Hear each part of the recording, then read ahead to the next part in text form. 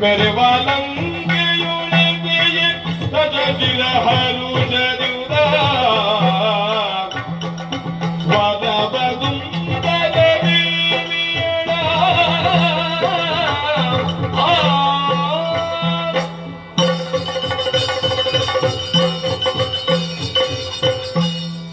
ನಿಜಾಮಯ ಮೇಲಿನಿಂದ ನೋಡಬೇಕು ಪಕ್ಷಿ ಘೋಷ ಸಮಗ್ರ ಭೂಮಂಡಲವನ್ನು ನಾವು ಆಕಾರದಲ್ಲಿ ಕಾಣುವ ಶಕ್ತಿಯನ್ನು ಪಡೆದುಕೊಳ್ಳುತ್ತೇವೆ. ಭೂಮಂಡಲದ ಮಧ್ಯೆ ಒಂದು ಮುಖದಲ್ಲಿ ತಿಲಕ ಇದ್ದ ಹಾಗೆ ಈ ರಾವಣನಿಂದ ಆಳಲ್ಪಡುವ ಲಂಕಾಪಟ್ಟಣ ಎಸೆಯುತ್ತಿರುವುದು ಸುಳ್ಳಲ್ಲ. ಕೈಕಸಾದೇವಿಯ ಪುತ್ರನಾದಂತಹ ದಶಕಂಠ ಈ ಜಗತ್ತಿನಲ್ಲಿ ಹೊಸತನ್ನು ಸೃಷ್ಟಿಸುವುದಕ್ಕಾಗಿಯೇ ಹುಟ್ಟಿದವ.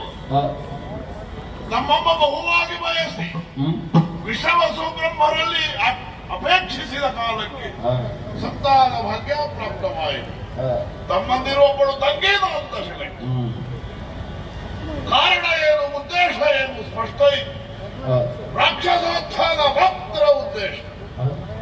ಆದರೆ ಅಷ್ಟಕ್ಕೆ ಸಂತೃಪ್ತಿಯನ್ನು ಪಡೆಯುವ ಅಲ್ಪ ಮತಿ ಈ ದಶಕಂಠದದ್ದಾಗಿರಲಿಲ್ಲ. ಹೆಜ್ಜೆ ಇಟ್ಟಲ್ಲೇ ಎಲ್ಲ ನವೋನ್ಮೇಷಶಾಲಿನಿಯಾದ ಸೃಷ್ಟಿ ನಮ್ಮ ಉದ್ದೇಶವಾಗಿದೆ. ಆಗ ನಡೆದಂತೆ ದಾರಿ ಹೇಳುವುದಿಲ್ಲ. ಹಾಗೆ ಹೆಜ್ಜೆ ಇಟ್ಟೆಡೆಯಲ್ಲೆಲ್ಲ ಕೈಲಾಸವನ್ನು ಸೇರಿ ಶಿವನ ಆತ್ಮಲಿಂಗವನ್ನೇ ಸೆಳೆದು ತರುವ ಯತ್ನವನ್ನು ಮಾಡಿದವನಲ್ಲ. ಬ್ರಹ್ಮದೇವನಿಂದ ಅದಕ್ಷವಾದ ಮರ ವಿಶೇಷ, ಕೈಲಾಸವಾಸಿಯಾದ ವಿಶ್ವೇಶ್ವರನಿಂದ ಅಮೇಧ್ಯವಾದ ಚಂದ್ರಹಾಸ. ಇದೆಲ್ಲವೂ ಜಗತ್ತಿನಲ್ಲಿ ಯಾವನೂ ಊಹಿಸಲಾರದಂತಹ ವಿಶೇಷವಾದ ಶಕ್ತಿಯೇ ಹೌದು.